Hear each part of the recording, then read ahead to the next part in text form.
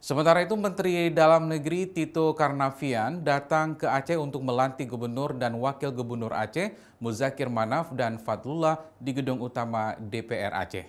Terkait efisiensi anggaran pasca pelantikan Gubernur dan Wakil Gubernur, Mendagri akan mempelajari terlebih dahulu karena Aceh memiliki kekhususan, yaitu adanya dana otonomi khusus sama dengan Papua.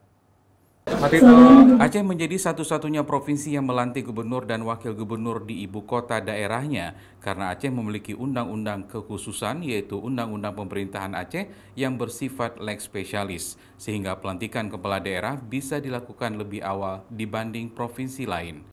Menteri Dalam Negeri Tito Karnavian datang langsung ke Aceh menggantikan Presiden Prabowo Subianto untuk melantik pasangan Muzakir Manaf dan Fadlullah sebagai Gubernur dan Wakil Gubernur Aceh terpilih periode 2025-2030 pada Rabu pagi di Gedung Utama DPR Aceh.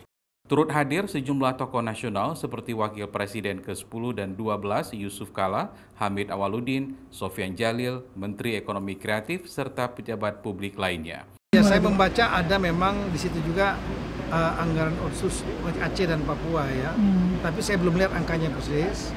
Tapi yang saya tahu sekarang ini sedang dilakukan juga rekonstruksi. Ya, kita nanti lihat nanti hasilnya seperti apa.